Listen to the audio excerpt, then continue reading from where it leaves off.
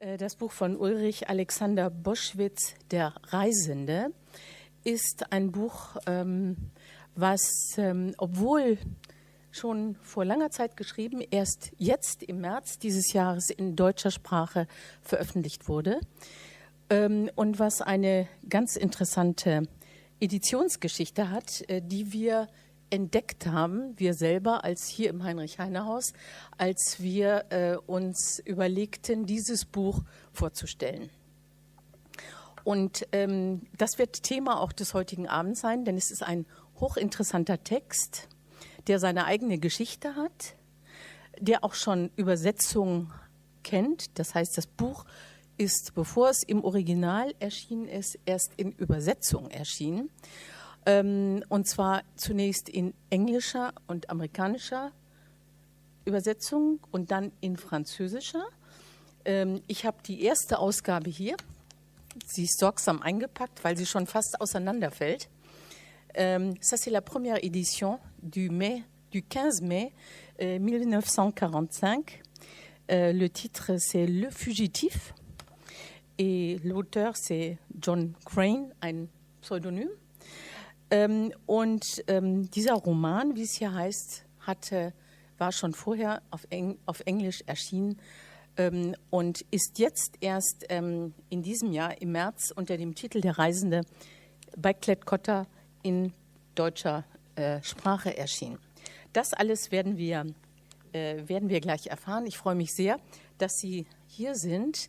Ich hoffe, wir werden vielleicht noch ein zweites Mal über dieses Projekt reden, wenn es dann eine neue französische Übersetzung gibt. Und der Übersetzer dieser zweiten Version ist auch schon im Publikum, wie wir gerade festgestellt haben.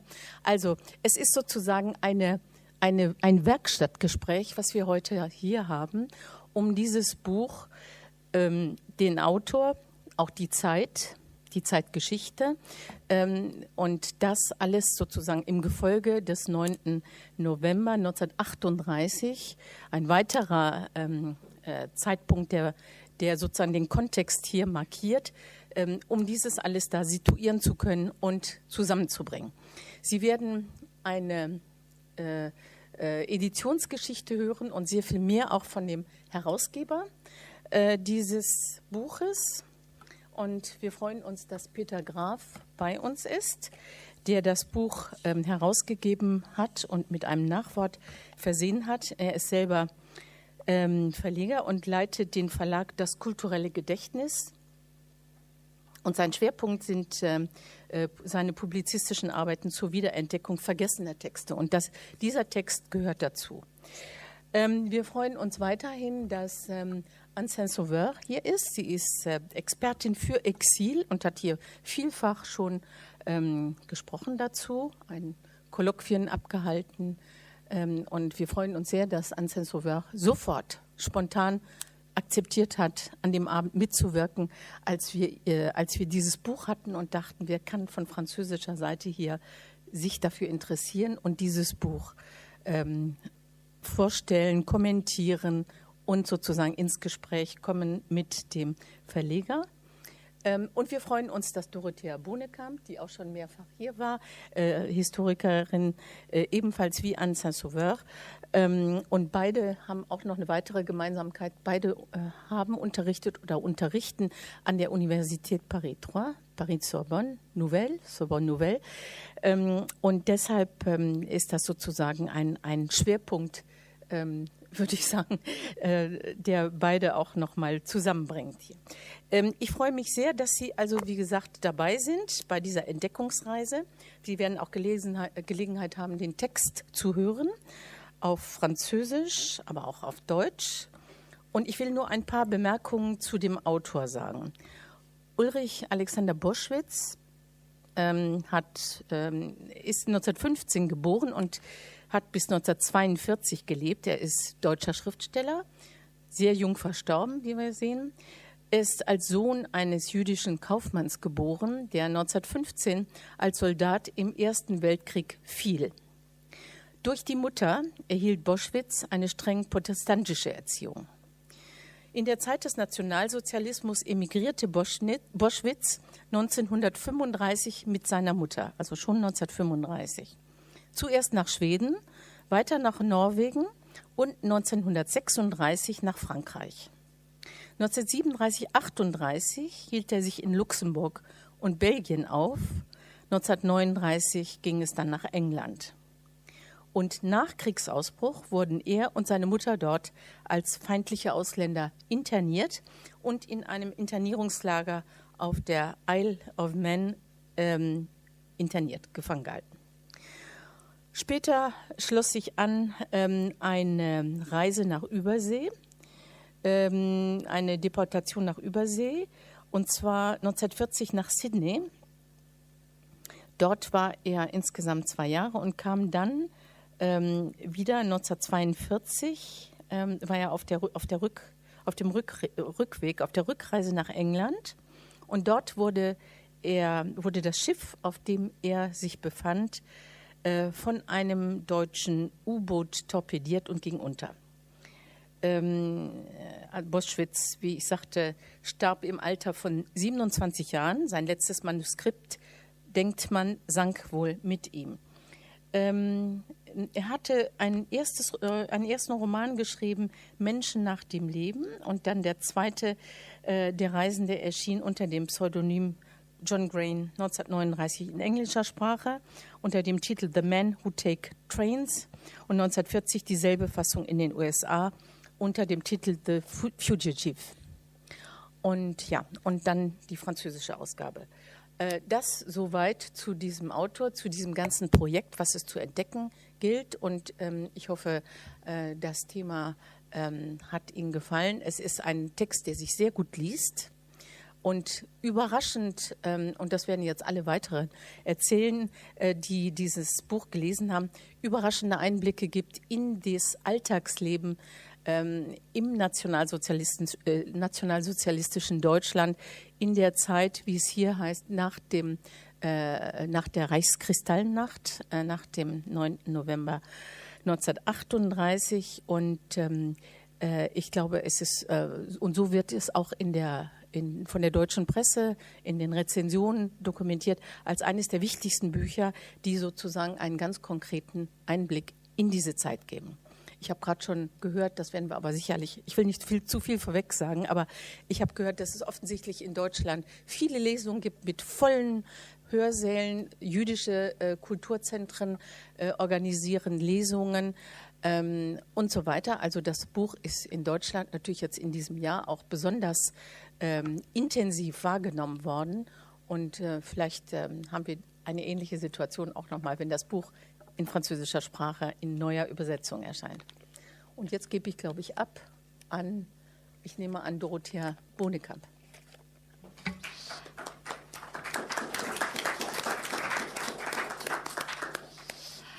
Bonsoir, bonsoir, chère Madame Deussen, cher public, chers participants.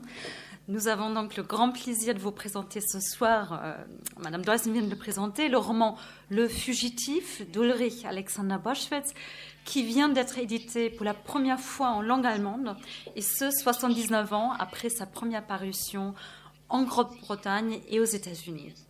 Ce récit est en partie autobiographique. Il a été rédigé peu après La Nuit de Cristal. Et l'auteur était à l'époque à peine âgé de 23 ans.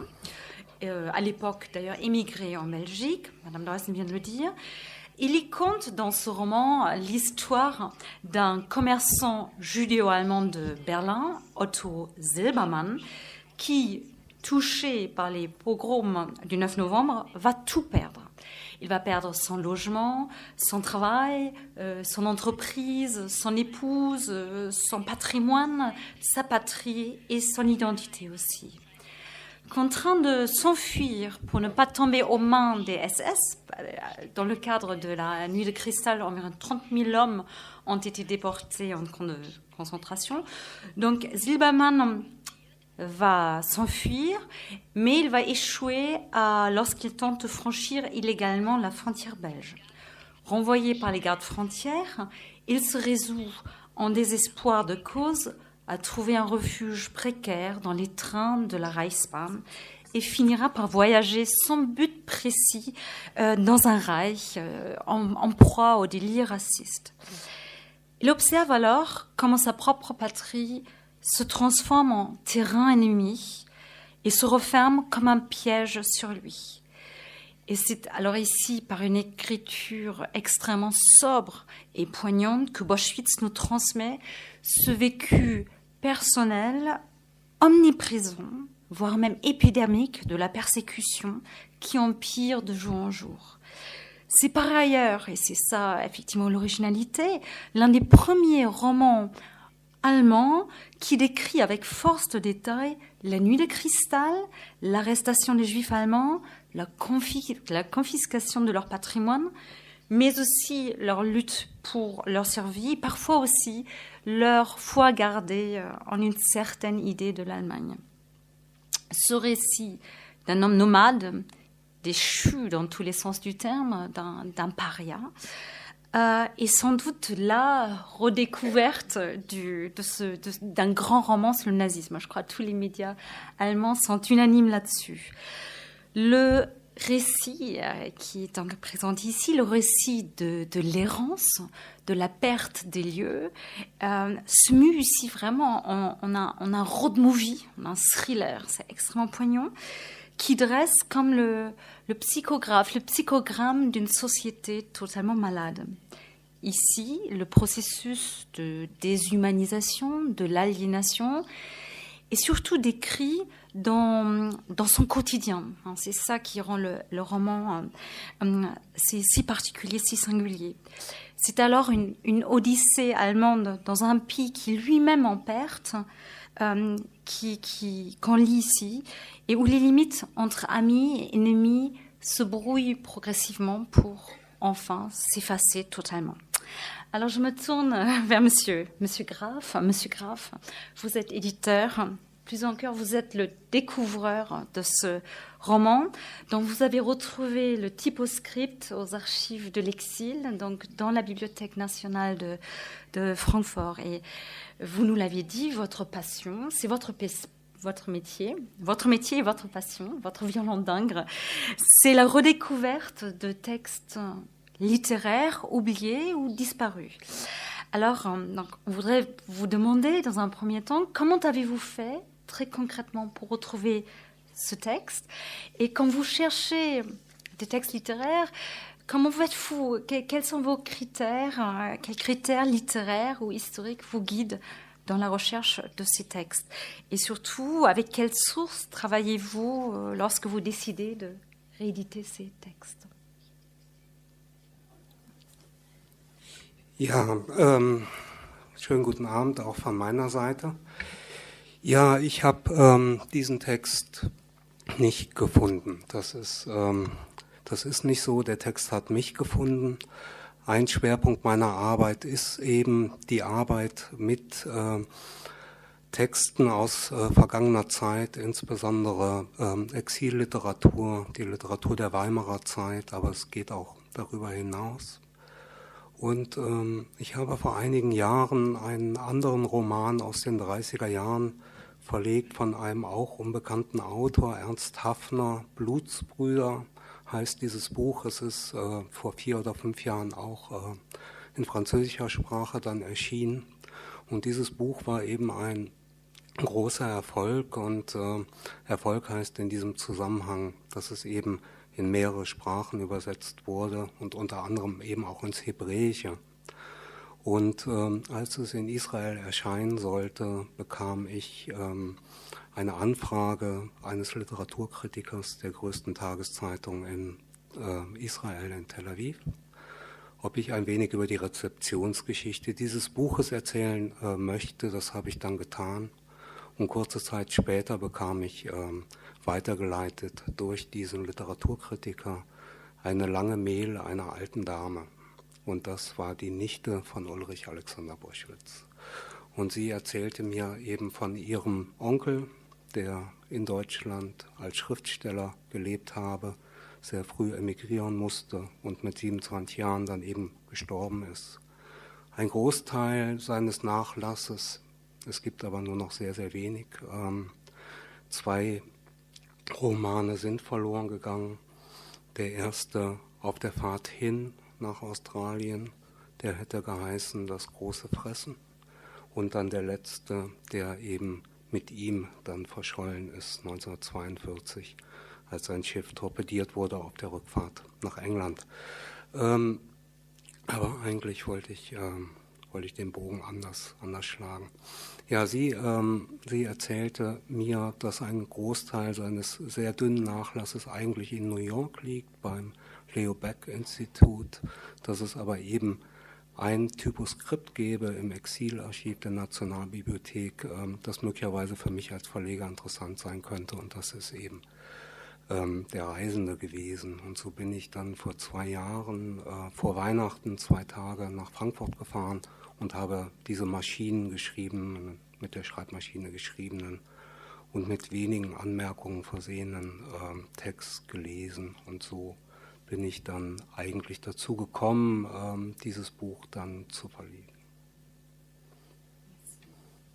Merci. Je me tourne maintenant vers vous, Madame Saint-Sauveur. Ce roman part de la nuit de Cristal pour décrire les conséquences immédiates, tangibles sur les Juifs, pour les Juifs d'Allemagne et en Allemagne. Alors on le voit, la mise en pièces du patrimoine, la persécution. Vous êtes historienne et germaniste. Pourriez-vous éventuellement revenir donc, sur cet événement majeur, sur cette césure aussi dans l'antisémitisme du Troisième Reich, et l'éclairer au prisme notamment des recherches les plus récentes. D'ailleurs, ce livre détaille toute une palette de réactions, à la fois du protagoniste, bien sûr, des Juifs d'Allemagne, mais aussi des Allemands non-juifs. Peut-être vous pourriez aussi commenter tout ce qui a été esquissé dans ce livre. Merci. Quelques mots, je ne vais évidemment pas refaire un cours d'histoire à des gens qui connaissent ça très très bien. Juste dire que il y a eu 2 étapes finalement dans la politique antisémite qui de toute façon étaient écrites dès 23 dans Mein Kampf. Il suffisait de le lire. J'avais fait à l'époque où je faisais encore un cours magistral en première année, je me rappelle très bien que j'avais pris le temps de rechercher les textes qui étaient absolument effarants quand on voyait, enfin, les choses étaient écrites en 23 déjà. Mais la première date, évidemment, c'est janvier 33, février 33, le Reichstag, et déjà, dès le premier, on voit déjà la persécution dès le printemps, où c'est une persécution, un boycott économique, mais où là, la population ne réagit pas à fond, n'est pas à fond derrière ces mesures antisémites, encore au printemps 33. Certains se refusent à boycotter les magasins juifs, par exemple, etc. Alors que là, on a au milieu les lois de Nuremberg, qui évidemment sont une étape juridique d'une toute autre portée, puisque c'est déterminer la race juive avec des critères... évidemment, d'un point de vue d'historien, absurde, donc totalement indépendant de toute appartenance à une communauté, à une religion ou à quoi que ce soit, selon des critères purement racistes. Mais l'étape déterminante dans la politique anti-juive, c'est évidemment le pogrom du 9 novembre 38, il y a 80 ans. Le prétexte est connu, c'est un jeune juif polonais qui perpétue un attentat contre le secrétaire de l'ambassade de Paris, et pour venger en fait une politique de déportation de l'Allemagne qui voulait se débarrasser de 17 000 juifs polonais que la Pologne se refusait à reprendre, et donc il y avait des gens qui étaient dans une sorte de Niemandsland perdu. Donc ceci est le prétexte à déjà une campagne de presse. On voit tout ça, on verra tout ça dans le livre après. Une campagne de presse très, très, très radicale. Et ensuite, la réunion du 9 novembre entre Goebbels et Hitler, qui fêtait, ce n'est pas un hasard, le putsch de 23 à Munich, décide d'en faire une occasion d'un lynchage, disons, organisé, qui visait à détruire, comme on le sait, les synagogues, les magasins. L'ordre s'est répandu donc du haut du NSDAP à tous les degrés des membres du parti, et comme présenté comme une colère spontanée du peuple pour se venger, sont détruits donc les synagogues. Et la dernière publication de Wolfgang Benz est maintenant professeur émérite. Il a dirigé pendant de très longues années, jusqu'en 2011, le centre de recherche sur l'antisémitisme à Berlin. Il a été également pendant de longues années président de la Gesellschaft für Exilforschung. Il se trouve que j'étais membre du bureau pendant 12 ans également. Donc, il vient de faire paraître, à l'occasion du 80e anniversaire de la Nuit de Cristal, un ouvrage qui s'appelle Gewalt im November 38, die Reichskristallnacht, Initial zum Holocaust. Et Initial zum Holocaust veut dire que, pour lui, il s'appuie dans ses nouvelles recherches sur les archives de tribunaux qu'il a étudiés, qui ont été des procès qui ont été faits en 46-47, pour montrer que toute la population a participé, que ce n'est pas seulement quelques hauts gradés nazis qui ont perpétré tous ces actes de destruction, mais que les petites gens, die kleinen Leute, ont participé aussi, soit qu'ils étaient tout de suite, ils étaient fanatiques, c'était pas difficile de les fanatiser bien sûr, soit qu'ils étaient spectateurs intéressés ou participants actifs. Et dans cette thèse, c'est que c'est vraiment le début de l'Holocauste, qu'on peut le dater à ce jour-là, et il donne des exemples extrêmement précis dans les procès des premières années de l'après-guerre, par exemple dans des petits villages, où dans un petit village de Treustingen, 56 personnes ont participé, ont eu un procès, dont 8 femmes, et il décrit, ce qu'on reverra dans le livre, comment une femme, par exemple, casse la fenêtre d'un médecin, détruit des meubles et des lits, apporte de l'essence au SA pour brûler la synagogue. Ils appellent les SA pour finir de détruire un bâtiment qui n'était pas assez à leurs yeux endommagé. Une femme qui avait des dettes, qui rentre dans un magasin pour retirer le livre de compte, etc. Il décrit la participation très concrète de gens tout à fait normaux, entre guillemets, et qui tout d'un coup se déchaînent dans des actes de terreur catastrophiques. Et pourquoi est-ce que Benz s'attaque à cela? Il en montre les conséquences, évidemment, sur tout le plan économique, politique, mais aussi émotionnel. C'est ce qu'on verra dans le livre. Pour les Juifs, c'est pas pour la communauté juive, pour les Juifs allemands, pour ceux qui sont déterminés comme Juifs allemands.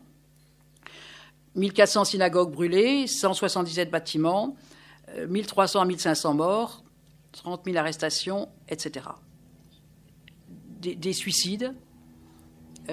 C'est la fin de la vie juive en Allemagne, et c'est une fin définitive, dès novembre 38. Plus rien n'est possible. Et si on se penche avec intérêt, c'est pour ça que je remercie Mme Dreussen d'avoir choisi cette date aussi pour présenter ce livre, c'est qu'il semble que le sujet ne soit pas seulement d'un intérêt historique, bien évidemment, mais dans l'actualité. On se rappelle qu'au début des années 90, Hoyerswerda, les attaques contre les foyers, ou à Chemnitz, etc. La différence, évidemment, c'est que les ordres ne venaient pas d'en haut et d'un parti, mais on voit des gens tout à fait normaux, banals, tout d'un coup se déchaîner dans un acte de violence parce qu'ils espèrent calmer des peurs en se retournant contre une minorité. La majorité essaie de calmer des peurs en se retournant contre la minorité. Donc le sujet est tout à fait d'actualité. Voilà. On va maintenant lire un premier extrait du roman. Je crois que le premier extrait est en allemand. Et il y a une traduction en français. Voilà. Donc, et nous avons nous avons la chance d'avoir un acteur. Vous appelez votre... Jean-Philippe Renaud. Voilà. Qui est acteur, qui joue en français et en allemand. Voilà. Donc là, le texte va être lu en allemand, et pour ceux qui le souhaitent, il est traduit en français. Le passage se situe au début du roman, dans les 20 premières pages, et c'est page 31 de l'ouvrage, et montre bien, enfin, vous allez voir tout de suite, il vaut mieux écouter, hein, plus que dire. C'est le tout début du roman. Anne, vous avez terminé sur la nuit de cristal. Donc on peut passer directement. On revient donc au récit. Non, vous avez... Oui, bah, très bien. Oui, très bien. Non, parce que justement, c'est une très bonne idée de revenir. Effectivement, on le voit dans l'extrait qui vient d'être lu, une palette de réactions possibles. Alors là, on ne voit pas les plus belles réactions qui seraient celles des Allemands qui sont aussi présents dans ce roman, qui sont prêts à aider et à risquer même leur peau pour aider leurs concitoyens. Là, c'est l'opportunisme au quotidien qu'on vit là. Anne, vous voulez... Oui, peut-être quelques mots sur les réactions du personnage principal de Silbermann et sur les réactions d'autres pour essayer de caractériser un petit peu, mais forcément de manière schématique. On le voit tout de suite dans cet extrait, mais on le voit tout au long du roman. C'est le personnage principal de Silbermann est habité par la peur. Et l'auteur, qui est pourtant tout jeune, mais après je poserai volontiers une question à M. Graf, justement sur d'où il tire toutes ces informations. Mais l'auteur arrive à retranscrire cette atmosphère de manière absolument extraordinaire. Il se pose sans arrêt des questions. Il est complètement déstabilisé dans le monde qu'il a connu, sur tous les plans, que ce soit sur le plan social, puisqu'il perd sa maison, il perd son entreprise, il perd sa famille, il perd tout ce qui faisait sa vie. Mais aussi, il ne sait plus à qui peut croire, à qui peut faire confiance. Il dit alles frühere Freunde, d'anciens amis, ou à son collaborateur, il dit mais est-ce que je dois lui faire confiance, mais est-ce que je dois encore? Et c'est sans arrêt ce va-et-vient entre est-ce que je peux encore être sûr de quoi que ce soit, est-ce que j'avais peur de l'autre, de son pouvoir sur lui, toujours la peur du pouvoir de l'autre, alors que avant il était dans un monde qui lui appartenait. Ce qui me semble extrêmement intéressant, c'est l'incompréhension complète. Il cherche à s'expliquer, il ne peut rien s'expliquer de ce qui arrive. Et ce qui me paraît tout à fait fascinant, c'est que lui-même est un personnage ambigu. C'est que lui-même, bien sûr, est juif, mais il dit toujours, moi ça se voit pas que je suis juif, donc il ne se fait pas remarquer comme cela. Et lui-même est ambigu, puisque à la fois il est très généreux parfois, et parfois il arrive à rejeter ses concitoyens, ou il arrive à ressentir ce qu'on appelle la haine de soi juive, et à dire mais il y a trop de juifs dans le train. C'est un passage terrifiant où il dit il y a trop de juifs dans le train et c'est à cause de vous, en fait, c'est à cause de vous que moi je suis poursuivi, moi on ne devrait pas me poursuivre, etc. Donc on voit toute la difficulté de ce personnage pour se situer dans ce monde nouveau. Et la seule chose qu'il choisit dans un premier temps, c'est la fuite. Et là, le roman est extraordinaire, comme tu l'as dit tout à l'heure. C'est-à-dire c'est comme un roman policier, mais tellement poignant, où on se demande toujours, mais quelle va être l'étape suivante? C'est-à-dire que le seul cadre de vie qui lui est désormais possible, c'est l'errance, ce sont les trains, ce sont les gares, les cafés, les restaurants. Il essaye de pouvoir dormir, il essaye de pouvoir manger. On le voit tout d'un coup, mais comme errant, comme un animal traqué qui a perdu tout but et qui essaye de calmer ses angoisses terrifiantes dans la fuite. Et il dit auf der Flucht reist man? Nein, man verharrt auf der immer gleichen Stelle. Il compare sa réaction à quelqu'un qui veut changer les idées, qui va voir un film.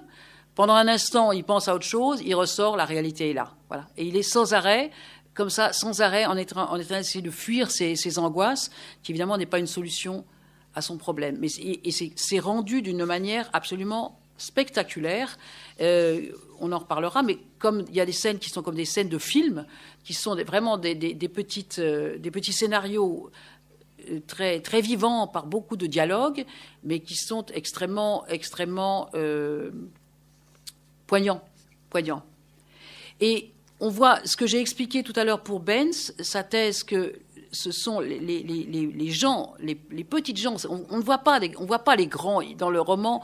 On ne voit pas les réactions de grands dignitaires nazis. On voit plein de petits qui réagissent de différentes manières. Et on a toute la palette très nuancée. On voit comment des gens se transforment peu à peu.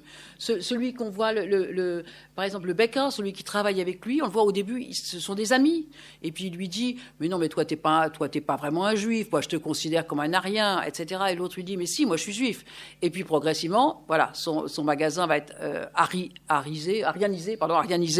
Et donc, il va retourner sa veste. Ou pour la vente de sa maison, pareil. Là, on voit le spéculateur qui va l'exploiter.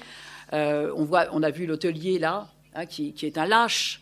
Il n'a pas le courage de lui dire allez, dégage. Enfin, il est encore poli, etc. Mais on voit que c'est un lâche. Et on voit toute cette palette très nuancée, mais qui montre comment un système peut être complètement détruit du bas. C'est pas seulement d'en haut, mais du bas. Ça vient des petites gens qui vont tous essayer de faire basculer le système par des petits changements d'attitude, tous pleins de conséquences. Et on a quelques personnages, tu as fait une allusion, on a quelques personnages positifs. On a à un moment une dame qu'il rencontre dans le train, qui est ambiguë par rapport à lui, qui éventuellement serait prête à l'héberger chez elle, mais bon, elle hésite. On a quand même un directeur de prison qui est touché parce qu'il a combattu dans la Première Guerre, et donc il est prêt à l'aider. Voilà, il y a quelques personnages positifs quand même. Et puis lui-même, comme je l'ai dit, tout est assez nuancé. Lui-même est aussi tiraillé entre différentes identités. Et ça, je crois que c'est la force pour moi, la force principale, c'est toute cette réflexion au niveau de l'identité, de la destruction de l'identité et du basculement de l'identité. Il y aurait plein de passages très intéressant à citer sur ce thème de l'identité, parce qu'il dit « Ich lebe, als wäre ich kein Jude, wunderte er sich. Das Jude und seit gestern anders sein. » Et tu lui demandes « Mais qui suis-je? Qui étais-je » Et c'est extrêmement bien vu. Je suis, moi, personnellement, pleine d'admiration que quelqu'un de 23 ans soit capable d'écrire, qui était déjà depuis 3 ans en exil, soit capable d'écrire quelque chose comme ça. Il lui dit « Was war ich? Nein, was bin ich? Was bin ich eigentlich? Ein Schimpfwort auf 2 Beinen, dem man es nicht ansieht, dass er ein Schimpfwort ist. Wer oder was bin ich eigentlich noch? Etc. » Toujours des questions comme ça, extrêmement bien vues, parfaitement analysées. En quelques semaines, c'est les quelques jours après la nuit de cristal, je dirais que l'auteur a tout compris. Il a tout compris, ce basculement on s'interroge, mais qui est-ce que je suis pour être stigmatisé comme ça? Mais qui j'étais, qui je suis, et qu'est-ce que je vais devenir? Ça, ce sera une autre question. Ja, ich hätte eine Frage dann. Wie meinen Sie, wie hat er das geschafft, das so zu erfassen? Hat er das selbst erlebt? Hat er dann Zeitungen gelesen oder Zeugnisse bekommen? Was meinen Sie, weil das so zu bewundern ist? Das kann man zum Teil, kann ich Ihnen das nicht wirklich beantworten. Das ist irgendwie spekulativ. Klar ist, dass es eigentlich eine relativ gute Nachrichtenlage gab. Man muss schon bedenken, dass es im November 1938, und deswegen habe ich auch diese Szene eben aus dem Hotel sozusagen als Beispiel gewählt, dass es noch sehr viele Ausländer in Deutschland gab, Diplomaten, Journalisten, Geschäftsleute, und die haben auf ganz unterschiedliche Art und Weise berichtet über das, was sich in diesen Tagen im November in Deutschland und später in Österreich ereignet hat. Es gibt in überregionalen deutschsprachigen Zeitungen, zum Beispiel in der Neuen Zürcher Zeitung, gab es einen sehr, sehr langen Artikel, der sehr detailliert beschreibt, was in Berlin in der Nacht passiert ist. Es gab in der internationalen Presse sehr, sehr viel dazu. Und das wird sicherlich so gewesen sein, dass er das kannte. Aber er war zu der Zeit mit Sicherheit auch mit anderen geflüchteten Menschen zusammen, die alle natürlich ihren Teil mit an Informationen in das Land, in das sie dann gehen mussten, gebracht haben. Jeder hat sein Stück Schicksal erzählt, und so hat sich vielleicht auch so mosaiksteinchenweise dann diese Realität abgebildet, die da eben sich Bahn gebrochen hat. Ja. Merci, merci. Monsieur Graff, justement, on revient à ce roman qui est donc en partie autobiographique. Nous voyons que le protagoniste, Silbermann, échoue dans cette tentative d'émigration, à la différence de Boschwitz lui-même, qui a réussi à partir à temps, en 1935, avec sa mère. Et pourriez-vous éventuellement revenir donc, sur la vie de l'auteur, en particulier sur les différentes étapes de son émigration, parce que lui aussi, il a finalement traversé, il a fait une odyssée entre différents continents, et nous parler, revenir sur ce roman, et vous le disiez tout à l'heure, toute la dramaturgie de ce livre rend bien le vécu de la fuite, de la migration, qui ne débouche sur rien finalement, sans issue. Ja, es wurde ja einleitend zur Begrüßung schon ein wenig über die Biografie, über das Leben von Ulrich Alexander Boschwitz erzählt. Ich will das jetzt sozusagen nicht alles nochmal wiederholen. Wichtig ist, glaube ich, eben zu wissen, dass es durchaus familien- und autobiografische Elemente in dem Roman gibt. Das ist zum einen die Figur des Otto Silbermann, ein älterer, sehr erfolgreicher jüdischer Kaufmann. Das war der Vater von Ulrich Alexander Boschwitz eben auch. Der Sohn, der von Otto Silbermann sitzt während der Handlung in Paris, probiert Papiere zu bekommen, was ihm nicht gelingt, für Otto Silbermann und seine arische Frau. Auch das hat in gewisser Weise autobiografische Züge, denn eben Boschwitz hat sich auch seit 1935 eben im europäischen Ausland aufgehalten, auch in Paris unter anderem. Wir hörten eben, dass er 2 Jahre vorher einen Roman geschrieben hat, der Männchen neben dem Leben heißt, der nächstes Jahr auch dann erscheinen wird. Der ist seinerzeit in schwedischer Sprache erschienen, und er behandelt die Geschichte von Obdachlosen zur Inflationszeit in Berlin.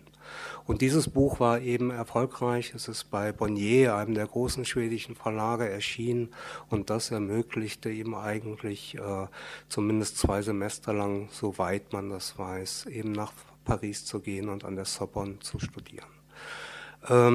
Die Flucht von Otto Silbermann, das werden Sie auch gleich noch hören in einer zweiten Lesepassage, scheitert. Es gelingt ihm nicht, über Belgien letztendlich dann ins rettende Ausland zu kommen. das ist natürlich ein Unterschied zu der Lebensgeschichte von Ulrich Alexander Boschwitz, der es zumindest ins Ausland geschafft hat, aber der auch dort immer eigentlich entwurzelt und unglücklich war. Und auch das ist von daher wieder ein biografischer Verweis. Otto Silbermann fühlt sich zu 100% der deutschen Kultur, des deutschen Sprachraumes zugehörig. Er ist ein angesehener Bürger der Gesellschaft. Er hat im Ersten Weltkrieg gekämpft und wurde ausgezeichnet. Und deshalb versteht er nicht, warum er sozusagen nicht Teil dieser Gesellschaft ist, warum diese Stigmatisierung ihn trifft. Und Ulrich Alexander Boschwitz und seiner Familie ist es ein wenig ähnlich gegangen, weil 1915 ist der Vater gestorben, eine Woche nach Ulrich Alexander Boschwitz' Geburt, und die jüdische Komponente spielte keinerlei Rolle in der Familie. Der Vater war bereits konvertiert, ist Katholik geworden, und die Mutter oder die Familie der Mutter stammte aus Lübeck, und aus dieser Familie sind viele Theologen, evangelische Theologen hervorgegangen. Das heißt, Ulrich Alexander Boschwitz und seine Schwester haben eine christliche Erziehung genossen. Und deswegen war eigentlich mit der Machtergreifung der Nationalsozialisten und dann der Nürnberger Rassegesetze und was dann alles folgte, es war eigentlich ein großer Schock für sie, dass sie eben stigmatisiert wurden, dass sie verfolgt wurden, und so ist eben auch die Figur von Otto Silbermann hier gezeichnet, ganz bewusst. Ja.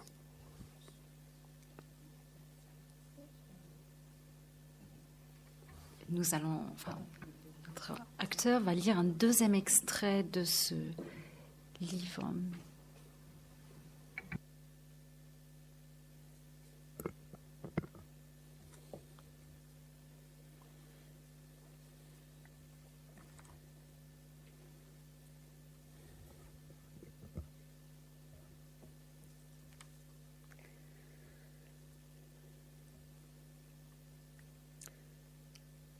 Tiens, et qu'est-ce que vous avez promis à ma fiancée ?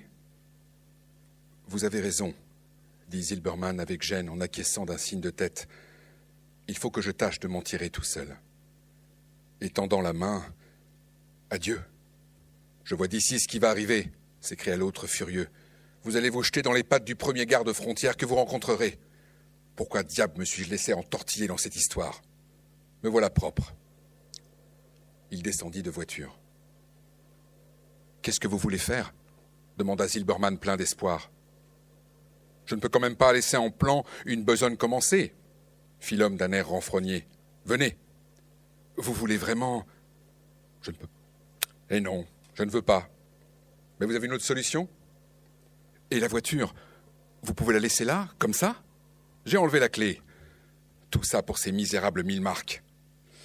Ah, quand nous gagnons un peu de pognon, nous autres. Je vous donnerai encore 1000 marks, dit Silbermann enchanté. Non, je vous en donnerai même. Prenez cette foutue valise, grommela le chauffeur en partant devant. Il semblait connaître parfaitement le chemin et courait plus qu'il ne marchait, tant il avait hâte d'en finir.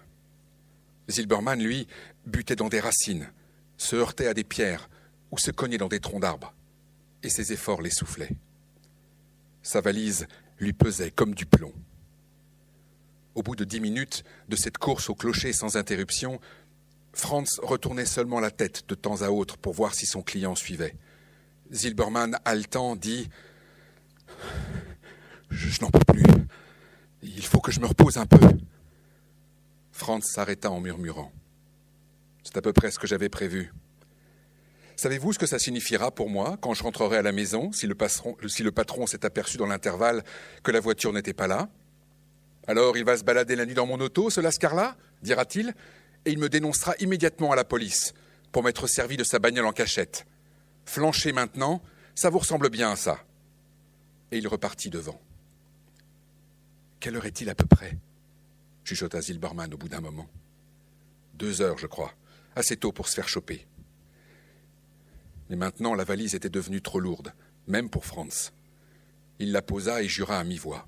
« Je voudrais bien savoir comment il se fait que je sois devenu votre porteur. Ça, c'est la meilleure. Si on m'avait dit que je risquerais un jour le bagne pour un bourgeois... » « Vous êtes un brave garçon, » dit Zilberman à voix basse. Il était ravi de s'être arrêté, et ôtant son chapeau, il s'essuya le front d'où perlait la sueur. « Les braves gens, ça n'existe pas, » riposta Franz. « D'après la conception matérialiste de l'histoire... Mais vous ne comprenez rien à ces questions-là. »« Pas grand-chose, j'en conviens. »« Bah, voyez, » dit Franz d'un ton moins rude. « Mais vous aurez certainement remarqué que chacun est toujours un diable pour autrui. Quant aux ouvriers... Mais laissons ça. Quand je me mets à y penser, j'ai envie de vous planter là. » Zilberman ne put s'empêcher de rire. « Chut !» fit l'autre furieux. Ils étaient arrivés au Layon. « Est-ce encore loin ?» demanda Zilberman. « À 10 minutes. Mais à présent, silence !» Il prêta l'oreille vers l'obscurité, puis avança, prenant bien garde à chaque pas de ne faire aucun bruit. Zilberman se glissait derrière lui. La compagnie de cet homme lui inspirait tant de courage qu'il en oubliait presque le danger. Ils avaient enfin atteint le sentier forestier. « Je vous aurais bien accompagné un peu plus loin, » dit Franz, « jusque chez Lambert.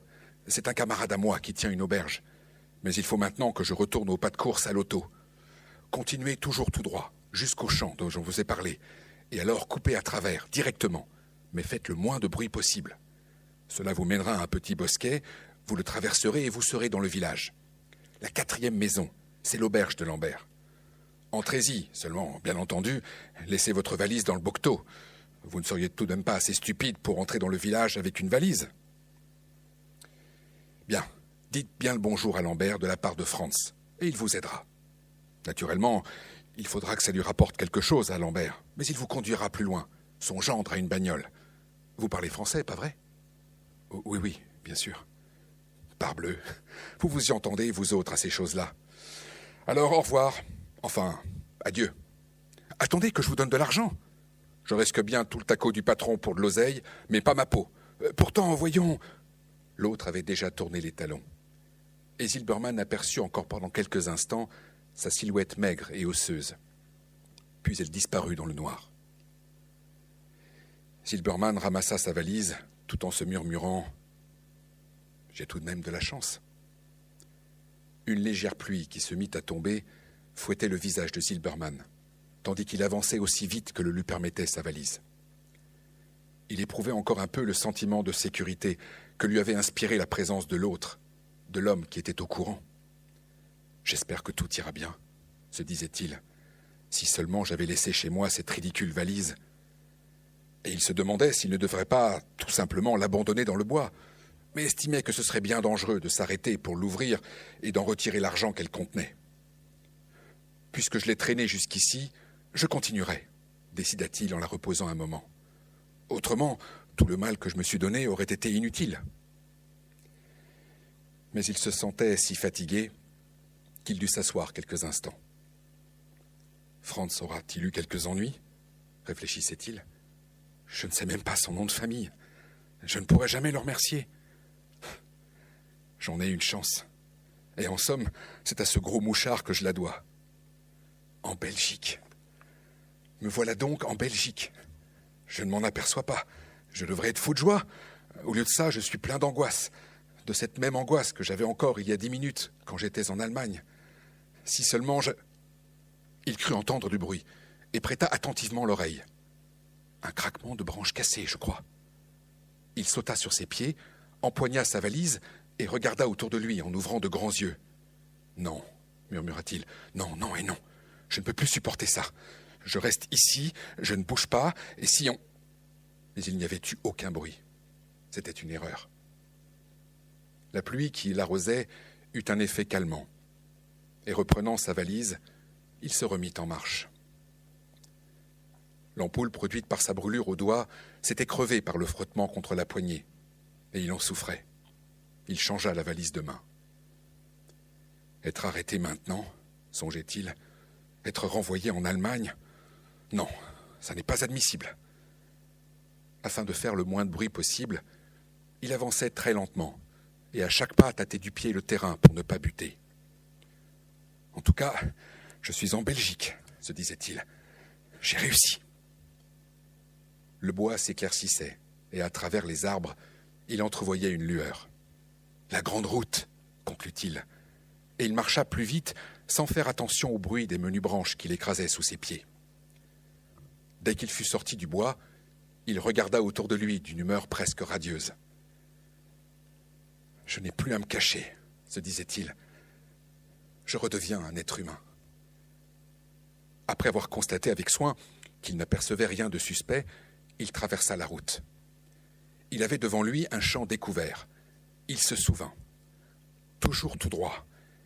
Et franchissant un petit fossé, il sentit un sol plus doux et humide qui cédait sous le pied. Si seulement je n'avais pas emporté cette maudite valise, gémissait-il encore, quand soudain il perçut des bruits provenant du bois. Des branchages craquèrent, une lampe de poche brilla, puis une seconde, et à 20 mètres environ de l'endroit où il venait de passer, se détachèrent de l'ombre 2 silhouettes qui se rapprochèrent. Au premier craquement suspect, Zilberman s'était aussitôt jeté à plat ventre sur le sol glaiseux, et il attira à lui sa valise qui tomba par terre avec un léger bruit sourd. L'émotion lui donna un coup au cœur, et il haletait, la bouche ouverte, se tenant le visage aussi près de terre que le lui permettait son besoin croissant d'air. Les 2 hommes, dont il ne voyait que de vagues contours, debout maintenant au milieu de la route, promenaient çà et là le pinceau lumineux de leur lampe. Ils paraissaient ne pas être d'accord sur la direction qu'il avait prise. En tout cas, ils chuchotaient, puis se séparèrent.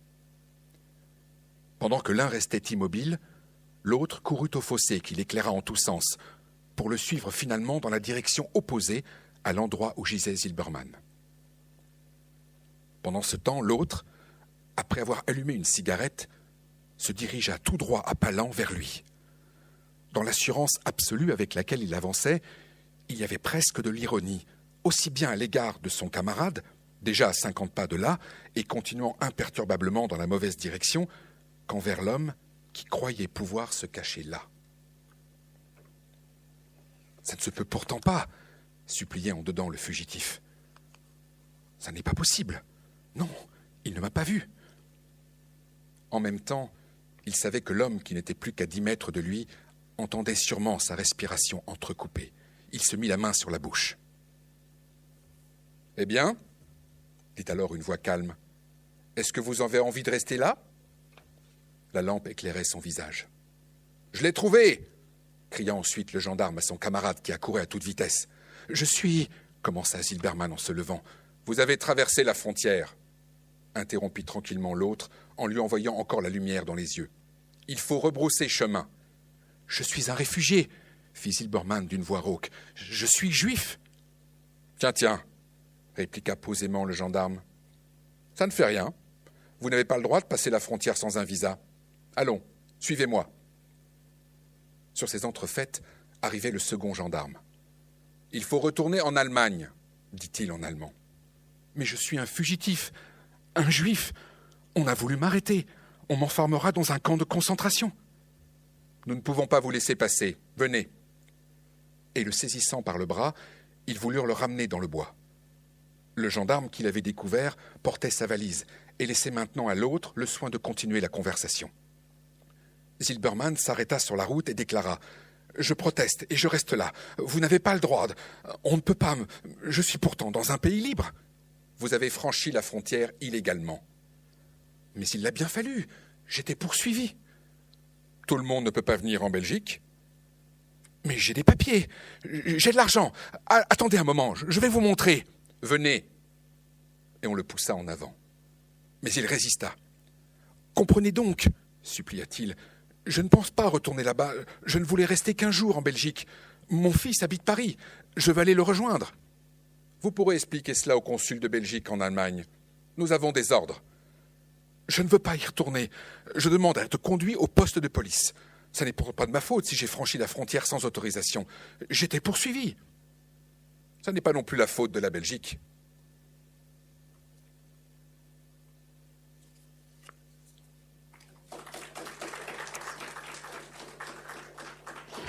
Merci beaucoup. En 1938, partir d'Allemagne devient un choix, quelque chose de plus en plus difficile. Les expulsions, les refoulements à la frontière sont de plus en plus nombreux. Je me tourne à nouveau vers Anne Saint-Sauveur. Vous avez beaucoup travaillé sur l'exil. Vous êtes une experte de l'exil, grande experte de l'exil même. Pourriez-vous éventuellement revenir sur ces conditions de l'exil qui empirent donc d'année en année, surtout à la fin des années 30, surtout à partir de 38, là où l'exil devient une question de vie et de mort, et où les pays européens ferment les uns après les autres leurs frontières. Merci. Deux choses. D'abord, merci pour votre très belle lecture.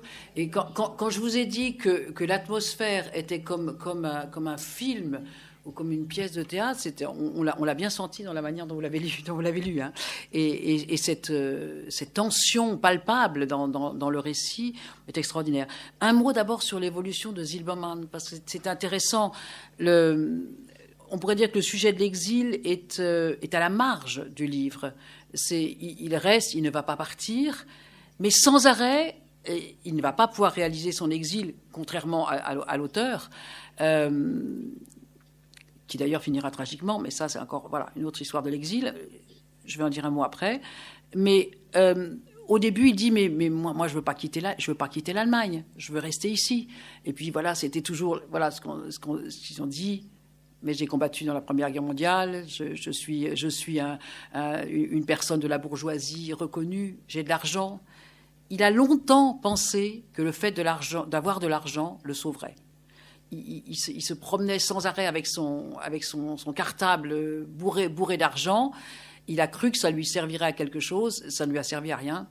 D'autant plus qu'il se les fait voler. Voilà. Donc, mais au début, c'est extrêmement intéressant. C'est très très bien vu. Il ne veut pas partir, contrairement à son fils qui est déjà en France. Et à un moment, à partir de la nuit de cristal, il se dit mais là, il va falloir partir. J'en ai aucune envie, mais il va falloir partir. Et il essaye d'appeler à plusieurs reprises son fils. C'est extrêmement dans des scènes très, très poignantes, où il lui dit, mais trouve-nous des papiers, trouve-nous un visa, essaye de nous trouver un visa. Et il se rend compte que progressivement, il dit, mais j'aurais dû émigrer plus tôt. J'aurais dû le faire plus tôt. Et à un moment, il y a un dialogue, la femme dit tout de suite, dès le début, elle dit, mais c'est à cause de moi qu'on n'est pas parti avant. Elle était arienne, n'était pas donc juive, et elle n'a pas voulu partir. Elle s'est pas rendue compte tout de suite. Et c'est tellement vrai comme histoire. Je veux dire, c'est une fiction, mais c'est tellement vrai. On a tellement de cas comme ça où les gens, pour plein de raisons, ne pouvaient pas partir, ne pouvaient pas partir. Soit parce qu'il y en avait un qui était moins motivé que l'autre, soit parce que les personnes étaient trop âgées, ou ont cru que leur notoriété, leur argent, leur réputation les sauverait. Et combien de cas tragiques se sont passés comme ça parce que les gens n'ont pas pu partir. Et ensuite, quand il a commencé à essayer de vouloir partir, donc il s'adressait toujours à son fils, à qui il essayait de téléphoner. Il faut voir que tout se passe soit dans des trains, soit dans des gares, soit au téléphone, soit à la poste. Il essaie désespérément de lancer des appels partout pour sortir de cette souricière. Et le fils, au début, les rapports sont un peu tendus. On a l'impression qu'il l'engueule un peu. Mais après, le fils dit mais j'essaye, mais j'y arrive pas. J'arrive pas à avoir de visa. De fait, les premières années dès 1933, ceux qui sont partis tout de suite, finalement, ce sont d'abord les émigrés politiques. Il se trouve que certains étaient aussi juifs, comme Anna Zegas, par exemple. Mais elle est partie tout de suite. Les politiques ont tout de suite compris. Ils ont compris au plus tard, au moment de l'incendie du Reichstag en février. Ils sont partis au plus tard en mars, dans les premiers mois de 1933. Et je ne vais pas faire un cours sur l'exil, mais de manière très très schématique, en 1933, la moitié de ceux qui ont quitté l'Allemagne sont partis en France. La France avait la réputation d'être la terre des Lumières, la terre la terre des droits de l'homme, aussi une terre de culture, etc. La France a accueilli énormément. La moitié des immigrés qui quittaient l'Allemagne en 1933 allaient en France. Mais plus ça allait, plus c'était difficile des deux côtés. À la fois, plus l'Allemagne empêchait les Juifs de partir. À la fin, En 1938, il y en a beaucoup qui ont compris, après la nuit de cristal, il y en a beaucoup qui ont compris, mais à ce moment-là, ils ne partaient plus qu'avec 10 marks en poche. Il fallait tout laisser. Moi, j'ai beaucoup travaillé sur l'immigration en Amérique latine, et je voudrais citer deux, trois exemples qui m'ont frappé, auxquels j'ai pensé, donc qui ne sont pas directement dans le livre, qui ne sont pas du tout dans le livre même, auxquels j'ai pensé. J'ai connu un rabbin à Buenos Aires qui était de Mönchengladbach, et qui a été arrêté la nuit de cristal. Ils ont surtout arrêté les hommes, en fait, dans les camps de concentration, plus que les femmes. Et la condition pour pouvoir sortir du camp, c'était d'avoir un visa de sortie. Voilà. Il fallait avoir un visa d'émigration pour un pays.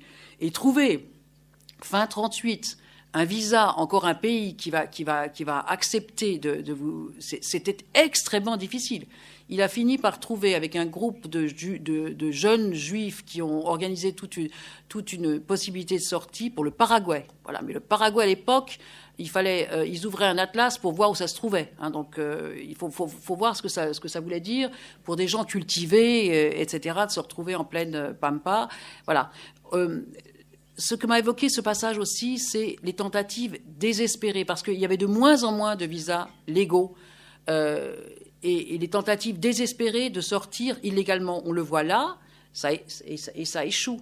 Et je connais un petit village dans les Alpes, tout près de Chamonix, où de nombreux passeurs ont aidé, mais justement là, pas un passeur comme celui-là qui fait ça pour l'argent et qui ne va pas au bout,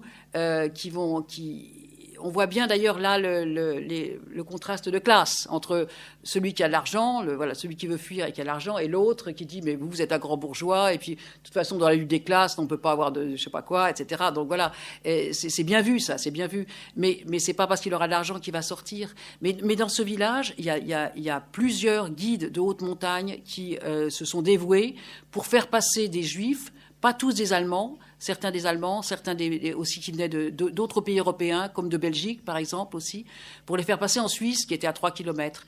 Et il y a eu des témoignages extraordinaires d'un Américain, qui a émigré en Suisse, et puis grâce à ce passeur, et ensuite aux États-Unis, et qui est revenu dans les années 70 pour essayer de trouver celui qui lui avait sauvé la vie. Et il y a 4 personnes de ce village, de tout petit village, qui ont été déclarées justes. Donc, il y a eu aussi d'autres passeurs pour aider dans des fuites illégales, où il s'agissait tout simplement de survivre. Mais il y a aussi ce passage, c'est pour ça que cette fiction me touche beaucoup, parce qu'elle est très ancrée sur la réalité. Il y a aussi du côté suisse, là on le voit du côté belge, des policiers qui auraient pu fermer les yeux, qui bien évidemment auraient pu fermer les yeux. Et qu'est-ce que ça leur coûtait? Rien du tout, d'en laisser passer comme ça la nuit, voilà. Et qui ont renvoyé... Et en renvoyé il y a un cas dans ce même village où certains qui avaient réussi à passer le col ont été rattrapés par des douaniers suisses qui les ont renvoyés, et ils ont pu être accueillis directement dans une ferme juste avant la frontière, donc avant qu'ils trouvent encore des soldats allemands, et ils ont été cachés pendant 9 mois dans une ferme. Et il y a une plaque à la mémoire de là aussi, c'est un descendant qui est venu rendre hommage à cette plaque. Je trouve que c'est très bien vu, parce que là, on voit qu'eux, ils sont... après, dans le passage, après, il lui propose de l'argent. Il dit, mais écoutez, acceptez l'argent. Alors, ils ne veulent pas accepter l'argent, donc ils sont pas véreux, mais ils n'ont pas de compassion. Et tout le monde se refuse, ça n'est pas ma faute. Ça n'est pas ma faute parce qu'on n'a plus de place ici. Ça rappelle tellement les discussions d'actuellement quand on voit les passages illégaux. On n'a plus de place chez nous. Das Boot ist voll. Et c'est ce que tout le monde disait en Europe, mais après aux États-Unis, bien évidemment. Mais aussi ce bateau qui est arrivé à Cuba et qui a dû repartir en Allemagne, où beaucoup sont déportés parce que personne ne voulait les accueillir. Voilà, c'est ça ce drame de... Je ne trouve pas de visa, je voudrais sortir, j'ai même de l'argent. Et il dit bien aussi là, il dit, mais pour pouvoir sortir, il faut avoir de l'argent. Oui, mais pour pouvoir vivre, non, mais j'ai pas le droit de sortir, il faut que je le laisse. Oui, mais qu'est-ce que je vais faire là-bas si j'ai pas d'argent? C'était, voilà. Et donc, à la fin, je dirais qu'il perd presque la raison, à la fin du livre. Voilà. Je ne sais pas comment vous verriez la fin, et voilà. Enfin, voilà. Donc, vous l'aurez compris, je suis pleine d'admiration pour l'ouvrage de ce jeune homme. Merci Anne. Effectivement, en 1938, c'est vraiment la lutte à mort pour les papiers. Et Marseille est vraiment devenu... tous les écrivains sont unanimes, c'était l'antichambre de l'enfer. Il y a des filières illégales pour trouver des papiers qui dépassent toute fiction. La réalité est dépassée de loin la fiction. Je reviens vers Monsieur Grave. Revenons à l'édition du texte. Vous avez en partie retravailler, même complètement retravailler le texte, parce que Ulrich Alexander Boschwitz lui-même souhaitait retravailler le texte et il avait déjà anticipé que ce roman allait être un grand roman et allait avoir beaucoup de succès. Vous avez dû retravailler ce texte sans l'aide de l'auteur. Alors, évidemment, on vous pose la question de savoir comment ça se fait, comment avez-vous fait. Alors, c'est première question. Ensuite, vous nous avez parlé tout à l'heure de la réception assez enthousiaste que vous rencontrez en Allemagne. Vous parlez devant des salles combles. Vos recensions sont absolument extraordinaires dans la presse nationale. Comment expliquez-vous qu'il y a toujours un intérêt aussi vif pour ces questions, qu'il y a encore une telle demande sociale? Et si oui, est-ce qu'elle rentre aussi en résonance avec l'actualité migratoire actuelle? Merci. D'avance.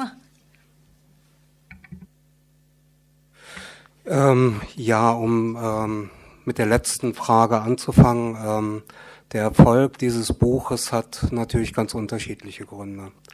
Der eine hat damit zu tun, dass es die erste literarische Auseinandersetzung mit den Novemberpogromen in deutscher Sprache ist. Es ist im Prinzip wie eine Flaschenpost, die nach 80 Jahren an die Oberfläche kommt und man kann sozusagen den Schilderungen von Boschwitz folgen und das hat was unheimlich Authentisches in der Darstellung. Und das andere ist natürlich auch das Schicksal des Autors, eines bis anhin völlig unbekannten Autors. Sie haben das in Andeutungen gehört. Er musste über viele Stationen selber emigrieren, ist dann auf sehr tragische Weise mit 27 Jahren ums Leben gekommen. Das spielt natürlich auch eine Rolle. Sicherlich spielt es auch eine Rolle, dass hier am Beispiel von einem Menschen sozusagen das Schicksal eines ganzen Volkes nachgezeichnet wird. Es ist natürlich immer dieses Runterbrechen auf ein nachvollziehbares, erlebbares, auch emotional erlebbares Schicksal und das macht er auf ganz besondere Weise. Ulrich Alexander Boschwitz hat ein großes erzählerisches Talent, das merkt man, sobald man diesen Text liest. Aber es ging ihm natürlich nicht nur darum, jetzt zu zeigen, was während der Novemberpogrome passiert ist. Er wollte auch nicht sozusagen eine Flüchtlingsgeschichte schreiben, sondern er hat ganz bewusst Otto Silbermann an der belgischen Grenze scheitern lassen, damit er eben in die Deutsche Reichsbahn, wie er selber es im Buch nennt, emigriert, sich eben nur noch in Zügen aufhält, an Bahnhofsbuffets. Das hat nämlich dramaturgisch, ist das sehr geschickt gemacht, mehrere erzählerische Komponenten. Zum einen gibt ihm das die Bühne, innere Monologe zu führen. Er kann, wenn er aus dem Fenster des Zuges blickt, und in Gedanken versunken ist, über sein eigenes Leben nachdenken, über die Perspektive, die er vielleicht noch hat, über das, was er bis anhin gelebt hat. Und das andere ist natürlich, jedes Zugabteil, das er betritt und wo er auf andere Menschen stößt, ist dann wieder eine Bühne wie bei einem Kammerspiel, wo man allen möglichen Menschen begegnet, denen man damals begegnen konnte. Er trifft andere Flüchtlinge, er trifft auf Menschen mit Empathie, er trifft auf Nazis, er bekommt mit, wie Menschen verhaftet werden. Das heißt, er begegnet eigentlich der deutschen Gesellschaft zu dieser Zeit. Und was eben noch besonders ist an der Art und Weise, wie es erzählt wird. Das Buch wurde 1938 geschrieben, das heißt das Ende der Geschichte, den Holocaust und die Vernichtung der Juden. Das ahnte Ulrich Alexander Boschwitz möglicherweise. Also es gibt Hinweise in dem Buch, wo er sehr konkret auf das Schicksal, das wohl möglich bevorsteht, eingeht. Aber dieses Buch konnte nur ohne die Kenntnis der weiteren Geschichte geschrieben werden. Und das macht es eben dann auch zusätzlich nochmal zu einem besonderen Text. Und natürlich ist die Flüchtlingsdebatte, die in Deutschland sehr, sehr intensiv geführt wird, das Aufkommen rechter Parteien wie der AfD und so weiter, auch ein Grund, dass dieses Buch heute anders diskutiert wird, als es vielleicht vor 2015 diskutiert worden wäre. Das ist ganz, ganz sicher auch so. Und ja, die Rezeptionsgeschichte eines Buches ist das eine, also wie gut wird es besprochen in der Presse, und das andere ist, wie groß ist die Aufnahme dann wirklich bei den Lesern. Dieses Buch berührt die Menschen, es ist ein Bestseller in Deutschland, es wird jetzt in 15 Sprachen übertragen, es wird verfilmt. Es wird ein Theaterstück geben im Frühjahr. Das heißt, auch über die deutschen Grenzen hinaus ist dieses Thema und das, was hier verhandelt wird, irgendwie auch in unserer Gegenwart etwas, was viele Menschen umtreibt. Und deswegen wendet man sich jetzt lesend wieder dem Schicksal von Otto Silbermann zu. Es gab Versuche, dieses Buch früher in Deutschland wieder aufzulegen. Also Heinrich Böll hat sich zum Beispiel dafür eingesetzt, Anfang der 60er Jahre. Es wurde großen deutschen Verlagen angeboten von einer Freundin, der Mutter von Ulrich Alexander Boschwitz. Es kam nicht dazu, möglicherweise weil die Zeit noch nicht reif war für dieses Buch. Es brauchte eben bis zu diesem Jahr, dass das dann eben jetzt erscheinen konnte. Sie haben mich gefragt, was ich gemacht habe an dem Text. Es ist natürlich etwas seltsam, einen Text zu lektorieren, wenn der Austausch mit dem Autor nicht möglich ist. Ich habe sehr lange darüber nachgedacht, ob man das darf, ob ich das darf. Und es gab 2 Dinge, die mich dann dazu bewegt haben, oder 3, es zu machen. Der erste war der unmittelbare Leseeindruck. Es ist schon was Besonderes, wenn man dann eben dieses Original-Typoskript in den Händen hält und man liest es in einem kleinen Raum, eben im Exilarchiv der Nationalbibliothek. Und ich wusste sehr schnell, dass dieses Buch ein großes Potenzial hat, dass es viele Leser erreichen kann. Ich habe aber auch gemerkt, dass es viele Kleinigkeiten im Text gibt, die nicht überarbeitet worden sind, weil es die Arbeit zwischen Verlag und Autor nicht geben konnte, weil die Flucht das eben verhindert hat. Und es sind keine großen Dinge, die ich geändert habe. Ich habe weder die Figurenzeichnung verändert, noch habe ich die Handlung an sich verändert. Ich habe keine sehr großen Passagen hinzugefügt oder gestrichen, aber es gibt eben stilistische Veränderungen. Es gibt über die Strecke viele kleine Dinge, die man mit jedem Text, bevor er dann erscheint, die man diesem Text angedeihen lässt, damit er eben besser wird. Das ist eine ganz normale Zusammenarbeit, wie sie jeden Tag ständig stattfindet. Und mir war ganz klar, dass der Text gewinnt im Sinne von Ulrich Alexander Boschwitz, wenn er überarbeitet wird. Ich habe dann die Familie befragt, eben die Nichte, die in Israel lebt, und sie war auch der Meinung, man sollte das machen. Und der gewichtigere Grund war aber, dass es im Nachlass von Ulrich Alexander Boschwitz einen letzten Brief von ihm gibt, den er an die Mutter geschrieben hat. Und den Brief sollte die Mutter nur erhalten, wenn er diese Überfahrt eben nicht überleben sollte. Und da ging er dezidiert einfach auf sein schmales Werk ein und was damit passieren sollte. Und in diesem Brief hat er unter anderem geschrieben, dass er die ersten 109 Seiten des Manuskripts von der Reisende eben nochmal überarbeitet hätte und das jemandem mitgegeben hätte, einem Mitinternierten. Aber diese Seiten sind nie bei der Mutter angekommen. Aber für mich war es sozusagen die Legitimation, zu sagen, okay, der Autor hätte es auch gemacht und ich habe den Text dann mit der Erfahrung aus 25 Jahren, seit so vielen Jahren arbeite ich eben mit Literatur, mit Übersetzungen, mit alten Texten, habe es dann einfach gemacht und es ist natürlich ein Stück weit immer auch eine subjektive Arbeit mit einem Text, so wie das bei der Übersetzung natürlich in andere Sprachen dann auch immer ist. Also man macht das mit einer gewissen Demut und man macht es im Sinne des Textes und man nimmt sich sehr zurück, aber man tut die Sachen, die nötig sind.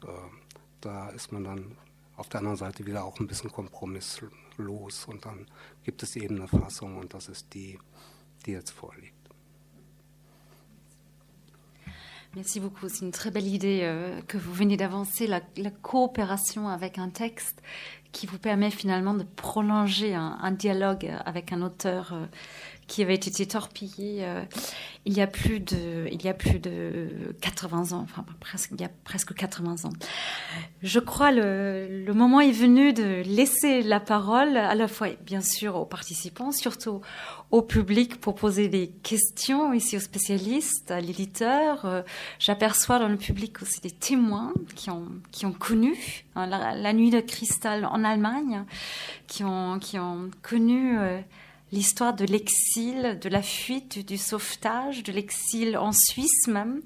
Peut-être c'est le moment de partager vos souvenirs. Voilà, on vous laisse la parole.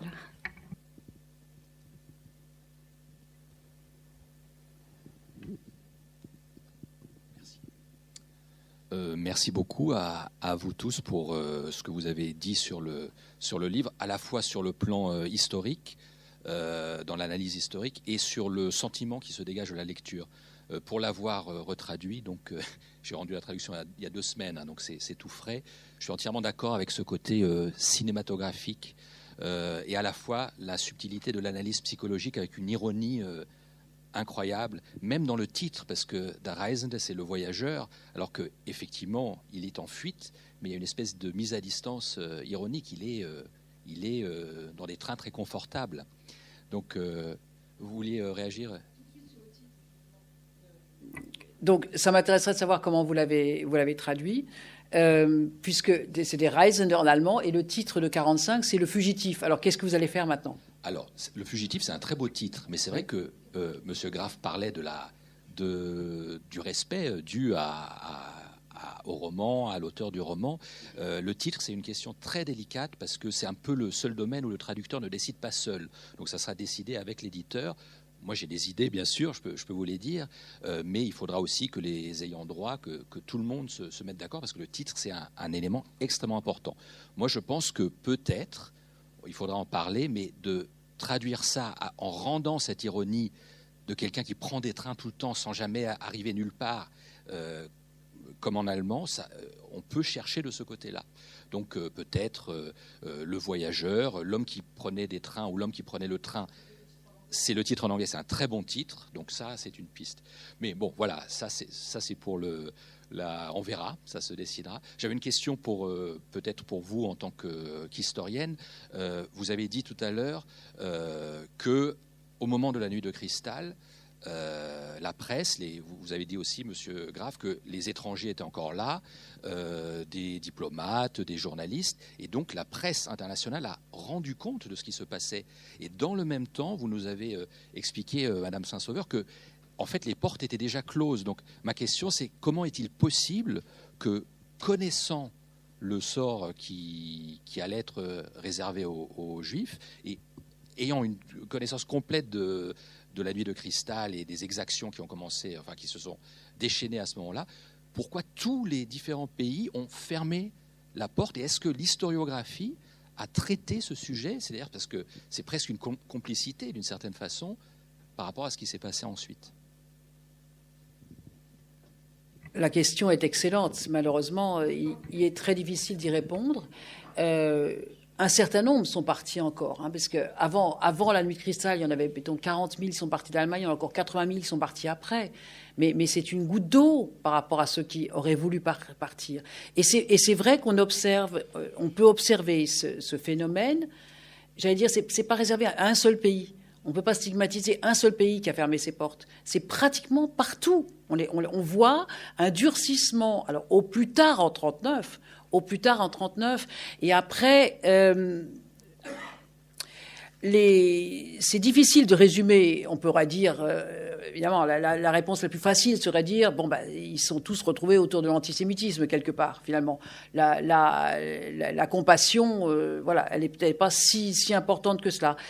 On voit même en France, quand on voit dans l'exil en France, donc, où il y a eu beaucoup de juifs allemands qui ont émigré. Évidemment, les plus connus, c'était quand même il y a eu des grands auteurs qui sont émigrés. Il y a eu tout ce qu'on appelle l'émigration culturelle et l'émigration politique, qui a eu un beaucoup plus grand retentissement. Mais il y a eu beaucoup de juifs allemands, j'allais dire anonymes, qui ont émigré en France. Et quand on regarde la réaction, je ne veux pas dire que c'est à cause des communautés juives qui n'ont pas eu de visa, ce serait absurde. Mais quand on regarde la réaction des communautés juives à l'époque, qui auraient pu être là pour les accueillir, il y avait aussi des sentiments ambigus. C'est pour ça que j'ai bien aimé l'ambiguïté chez Zilberman. À un moment, il dit, oui, mais attends, moi, je pourrais passer inaperçu. Ouais, mais avec les autres, c'est dangereux. Donc, vous voyez, là, les communautés juives à Paris, par exemple, étaient un peu mal à l'aise vis-à-vis de ces afflux trop voyants de juifs qui allaient peut-être aussi leur attirer les ennuis.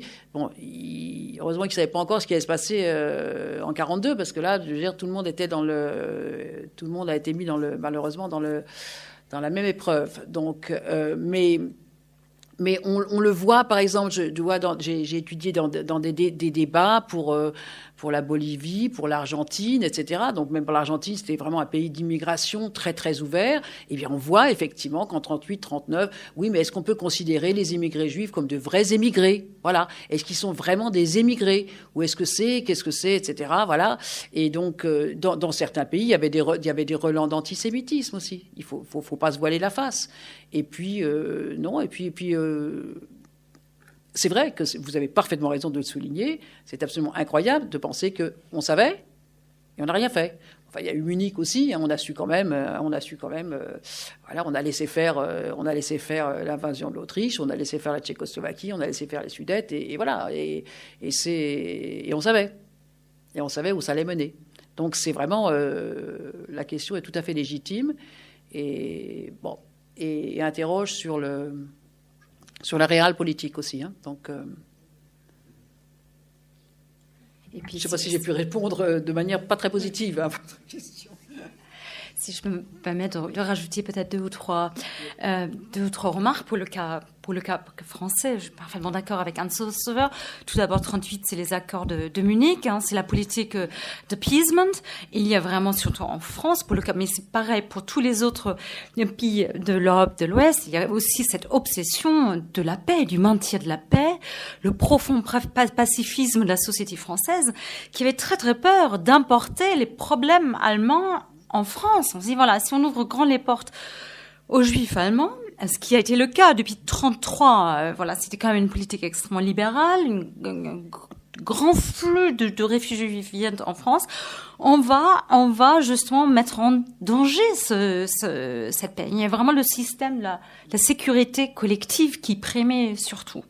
Et puis ensuite aussi les problèmes économiques, de chômage, etc. Enfin voilà, parfois on voit quand même l'éternelle répétition du même. Donc avant tout, les politiques prennent soin de leurs propres électeurs avant ceux des autres. Voilà. Merci.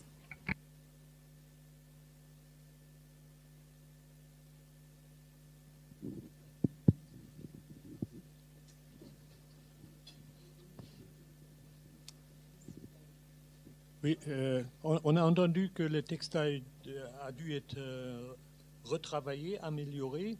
Je me demande simplement si on lit maintenant le texte en français ou dans d'autres langues traduites, ça part de l'original ou du texte retravaillé?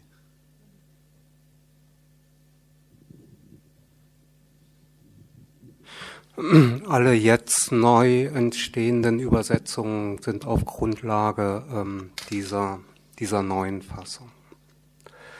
Das hat sicher auch damit zu tun, dass eigentlich völlig unklar ist, ob es bei den frühen Übersetzungen eine Zusammenarbeit gegeben hat zwischen Autor und Verlag. Bei der französischen kann man es wahrscheinlich ausschließen, einfach auch deshalb, weil der Autor einfach 45 schon 3 Jahre tot war und es eine Übertragung, soviel ich weiß, eben auch nicht vom deutschen Original ist, sondern eine Übersetzung von Englischen ins Französische. Und deshalb haben sich im Grunde genommen alle Verlage, und es sind halt 15 Sprachen, in denen es jetzt nach und nach erscheinen wird, entschlossen, diese Fassung als Ausgangslage für ihre Übersetzung zu wählen. Ja.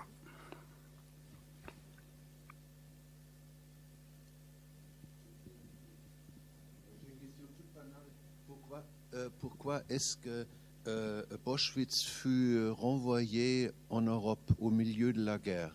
D'abord, il était envoyé en Australie, et pourquoi, au milieu de la guerre, retour en Angleterre? Ça, je ne comprends pas. Il voulait? Ja, ich kann das beantworten. Es gibt eben einige Briefe, es gibt Gespräche, die Familie, damals noch die Mutter, eben die Schwester von Ulrich Alexander Boschwitz, eben mit Inhaftierten in Australien geführt hat. Und es war einfach so, dass mit Kriegseintritt oder mit Kriegsbeginn 1939 eben alle deutschstämmigen Menschen in England interniert wurden. Und die Frauen konnten meistens oder eigentlich immer in England verbleiben. Allein in der Isle of Man waren 25.000 Menschen in Lagern und die jungen Männer wurden eben vor allen Dingen nach Australien verbracht. Und 1942 änderte sich dann die Politik. Man hat eingesehen, dass es falsch war, sozusagen alle Deutschstämmigen oder alle Deutschen, egal welcher Herkunft und welchen Hintergrund sie hatten, über einen Kamm zu scheren. Und man hat den Menschen angeboten, wenn sie sich in irgendeiner Form einbringen, entweder Soldaten werden oder in bestimmten journalistischen Einheiten oder so bereit sind, quasi für Großbritannien in den Krieg gegen die Nazis einzutreten, dass sie dann eigentlich frei sind und dann später auch die englische Staatsangehörigkeit annehmen dürfen. Und Ulrich Alexander Boschwitz hat relativ lange überlegt, ob er das machen soll. Und es ist so überliefert, dass er gar nicht so sehr Angst um sein eigenes Leben hatte, auch obwohl er wusste, dass es natürlich gefährdet ist durch diese lange Überfahrt, sondern er hatte vor allen Dingen Angst, dass sein Roman, den er geschrieben hat in Australien, dass der eben irgendwie verloren geht. Und er hat sich dann entschieden, auf dieses Schiff zu gehen und das wurde dann eben nördlich der Azoren torpediert und er und 390 andere Menschen sind dann eben ertrunken. Das war mitten im Krieg, das ist richtig, aber das ist im Prinzip der Grund gewesen. Je rajoute juste un mot, non pas concernant Boschwitz, mais sur les politiques d'internement qui ont existé aussi en France. On a eu exactement la même chose. 2 semaines après, mi-septembre, le 19 septembre 1939, un décret décidant l'internement de toutes les personnes d'origine allemande et les personnes considérées comme les plus suspectes sur le plan de la sécurité nationale, étant mis en prison, en particulier à la Petite Roquette. Donc j'ai interviewé très longuement et quelqu'un que j'ai beaucoup aimé, qui s'appelle Lenka Ranerova, qui a été, elle avait 23 ans aussi, quand elle est arrivée à Paris, elle venait de Tchécoslovaquie en mars 1939, et en septembre 1939, elle s'est retrouvée en prison individuelle à la prison de la Roquette pendant 6 mois, avant d'être internée au camp de Rieucros. Et puis, généralement, les hommes étaient au Vernet. Donc, le mari de Anna Zegas était au Vernet. Et la condition, ce qu'a proposé l'Angleterre, donc de s'engager au service de l'armée anglaise, n'a pas existé en France. La seule solution pour sortir de ces camps d'internement, c'est d'avoir un visa de sortie. C'est-à-dire qu'il fallait présenter un visa d'un autre pays qui vous accepte. Et c'est comme ça qu'un certain nombre sont partis très tard, parce qu'il y a eu des exceptions là dans la question posée sur l'accueil des émigrés. Il y a eu le Mexique a accueilli très tard en 1941. C'est là que Lenka Ranerova, Anna Zegas sont partis au Mexique, mais André Breton également, enfin donc d'autres, grâce au consul. On voit le rôle de certaines personnalités grâce au consul mexicain à Marseille, Yalberto Bosques, qui a permis, qui a délivré des visas très tardivement pour sauver des gens. C'était la seule condition pour échapper à la déportation à nouveau en Allemagne de ces camps d'internement. Voilà. Donc, juste. Oui, il y a eu d'ailleurs aussi le consul portugais qui a joué un rôle majeur, parce qu'il y a un grand nombre de réfugiés donc dans ce chaos général qui était Marseille à partir de 39-40, donc à partir du début de la guerre, et qui a facilité l'émigration d'un grand nombre en passant par les Pyrénées au Portugal. Pour revenir au cas anglais, alors c'est effectivement absolument pareil comme dans le cas français. L'internement de tous les Enemy Alliance a été décrété début 39. Et en 1940, à la différence du cas français, les Anglais ont sorti les internés mâles, enfin les hommes, pour les interner, enfin pour les transférer soit au Canada, soit, donc il y a un seul navire qui est parti en Australie, c'est le fameux Dunera avec lequel est parti Ulrich Alexander Boschwitz. Et il y a, lors de ce transfert des internés au Canada et en Australie, donc lors de ce transfert, un des navires a déjà été torpillé. C'était un navire qui est parti au Canada, et c'est à ce moment-là que l'opinion publique britannique commence à dire, voilà, is this right, hein? Et là, on sent déjà au début de la guerre, l'opinion bascule, et assez rapidement, les Britanniques, donc en pleine guerre, décident d'arrêter de rapatrier donc les prisonniers, que ce soit en Australie ou au Canada, et en pleine guerre, on fait revenir les gens. C'est pour ça, d'ailleurs, Boschwitz se retrouve sur ce navire, donc ce navire qui donc retransporte, qui fait revenir tous les prisonniers en Australie, et c'est, je crois, le Adosso, non ? Je crois le navire s'appelle Adosso, qui va être donc torpillé, comme ce navire qui s'appelait Arandora Star, qui était en partance pour le Canada, et qui a été également torpillé avec plein de réfugiés à bord.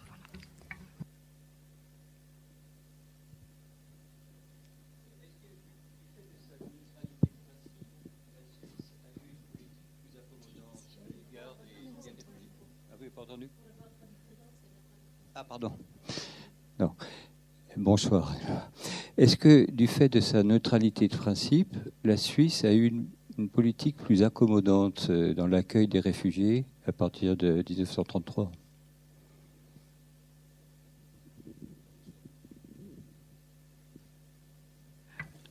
Oui et non. Et puis on pourra peut-être laisser parler Monsieur Adler qui l'a vécu d'intérieur. En théorie, oui, ils se présentaient comme très accueillants. Dans la réalité, ils ont fait des choix, ils ont renvoyé des gens. Je l'ai vu, j'en ai vu les traces. Ce petit village qui est à la frontière, mais il y en a bien d'autres. Ils ont renvoyé des gens, et ils ont une politique très sélective et très dure aussi, qui a été éclairée, alors qu'au départ, la Suisse a eu une très bonne réputation dans ce domaine, et les choses ont été beaucoup plus nuancées. Est-ce que vous voulez dire un mot, Monsieur Adler, peut-être ? Le yacht, absolument. Le yacht dans les passeports, c'est la Suisse qui l'a exigé. Oui, absolument.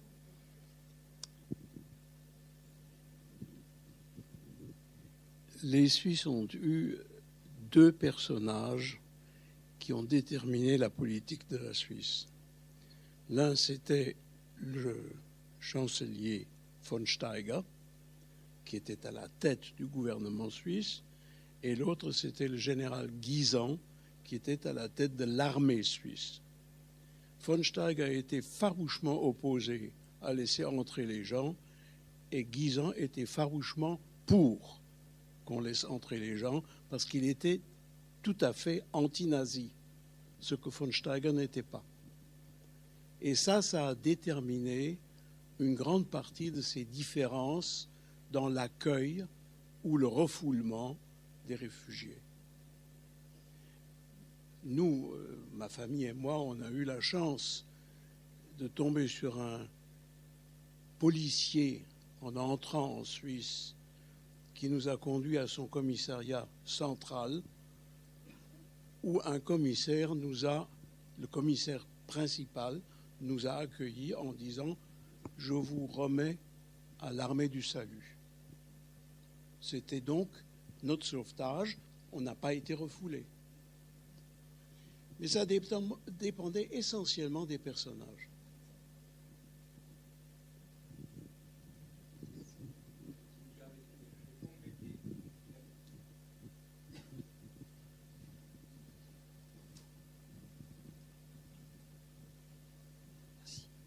Oui, excusez-moi. Si vous me permettez de compléter la question par une autre question, enfin une question subsidiaire, est-ce qu'on peut parler aussi de l'après-guerre ?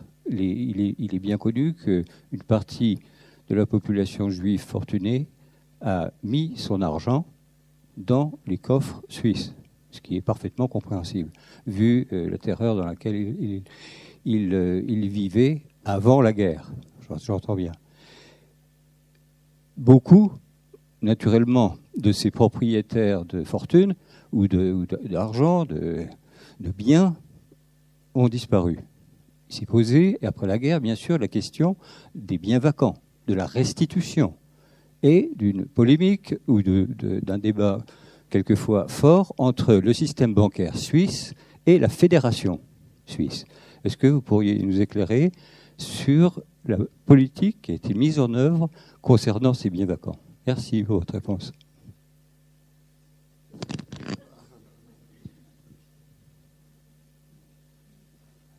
Alors, merci de votre question, parce que c'est les biens juifs laissés en déshérence, comme on les appelait à l'époque, ont fait l'objet de débats passionnés depuis la fin de la guerre, même dès avant la fin de la guerre, et que ce soit des biens en Allemagne, en Suisse ou ailleurs. Dès l'occupation de l'Allemagne, par exemple les Alliés, je parle de l'Allemagne maintenant, évidemment c'est pas le même cas, mais les Alliés américains et britanniques sont énormément mobilisés pour que ces biens en déshérence soient attribués, notamment aux réfugiés juifs qui n'avaient plus un sou, surtout pas en Europe. Ensuite, alors ça c'est une première étape. Deuxième étape, la création d'Israël en 48 change bien totalement la donne, parce qu'il y a un interlocuteur, voilà. Ensuite, alors tout ce débat a pris un nouveau tour en 53, lorsque la législation sur les réparations allemandes, la Wiedergutmachung, a été adoptée, à la fois entre l'État d'Israël, la Jewish Claim Conference et la RFA. Et depuis, la Jewish Claim Conference, c'est d'ailleurs l'acteur, enfin l'avocat majeur, pour récupérer ces biens en déshérence, qu'ils soient en Allemagne ou aux en Suisse. Voilà votre question. En Suisse, pour un tas de questions, alors à la fois politiques, bancaires, qui tiennent aussi au secret bancaire, attention. Donc la restitution de ces biens a été extrêmement lente, et on le sait bien. Les biens ont été rendus très très progressivement, notamment dans les années 70, avec cette deuxième vague de restitution des biens juifs. Mais dès 45, il y avait des projets, c'est que tous ces biens en déshérence, notamment aussi l'argent sans héritier dans les banques suisses, servent au financement de la réinstallation des survivants juifs dans les pays de leur accueil, que ce soit en France, en Angleterre, en Suède, et servent aussi aux communautés juives existantes à reconstruire les synagogues. Et puis, troisième point, en 48, à aider à créer les infrastructures, à financer les infrastructures en Israël. Voilà. Maintenant, pour le cas plus spécifiquement suisse, alors je suis absolument pas une spécialiste, peut-être. Oui. Non. D'une manière générale, le cas des restitutions de biens juifs, que ce soit financiers ou, on le voit encore avec des tableaux, n'est pas encore achevé. Et il y a des choses absolument scandaleuses qui se sont passées. Et je crois dans tous les pays, bien évidemment aussi en Suisse. Donc, voilà. Mais... Ja, vielleicht kann ich was aus meiner Wahrnehmung sagen, auch wenn ich kein Wissenschaftler auf dem Gebiet bin. Aber ich habe 13 Jahre in der Schweiz gelebt und als Verleger dort gearbeitet und als Lektor. Und es ist wie in vielen Ländern, die eben auch in gewisser Weise mit dieser Zeit zu tun hatten, man kann beobachten, dass die Diskussion über die eigene Haltung in dieser Zeit, dass die eigentlich nicht zu Ende geführt worden ist. Und Sie haben gerade den Kunsthandel zum Beispiel erwähnt. Es gab natürlich in vielen Bereichen eine Bereicherung. Viele Menschen haben sich an dem Schicksal der auch durch die Schweiz Flüchtenden bereichert. Es gab sowieso einen regen Handel zwischen dem Deutschen Reich und der Schweiz bis zum Schluss. Und ich habe mit vielen Menschen das immer wieder diskutiert in der Schweiz. Und man konnte da eigentlich sehr genau spüren, dass das ein Stück Geschichte ist, das einfach nicht wirklich aufgearbeitet worden ist. Und das kann man eben in anderen Ländern auch beobachten. Und ich habe mit diesem Buch relativ viele Lesungen auch in der Schweiz und auch in den jüdischen Gemeinden, die ja noch relativ zahlreich sind. Und da kommt man auch jedes Mal eigentlich darauf zu sprechen. Also das ist etwas, was auf allen Seiten und von allen Beteiligten in irgendeiner Form eben noch nicht zu Ende besprochen, diskutiert ist. Und das ist eben auch in gewisser Weise das Beglückende an solchen Büchern, dass sie dann manchmal die Kraft haben, bestimmte Gespräche dann wieder in Gang zu setzen, die man vielleicht vor Jahrzehnten hätte eigentlich führen müssen oder sollen. Ja.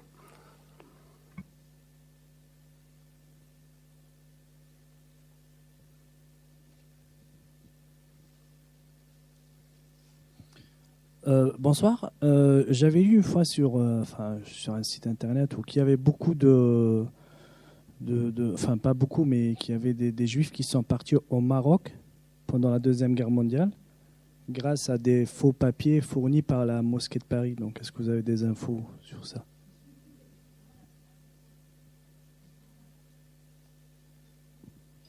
Je n'ai pas de renseignements particuliers. Vous voulez dire que c'est des Juifs qui se sont réfugiés au Maroc à ce moment-là, pendant la guerre? Mais le Maroc était un territoire français. Moi, le seul cas que je connais, c'est le cas de la personne que j'ai déjà citée, Lenka Ranerova, quand elle a pu partir de France en ayant un visa pour le Mexique.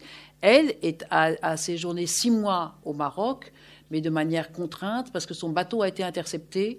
Et donc, elle a été contrainte de séjourner à Casablanca et elle a été internée à nouveau dans le désert, dans le camp de... Je ne sais plus comment exactement il s'appelait. Voilà. Donc, mais personnellement, je ne connais pas de ces cas, mais c'était aussi un territoire français. Donc, ils auraient pu... Il y avait aussi des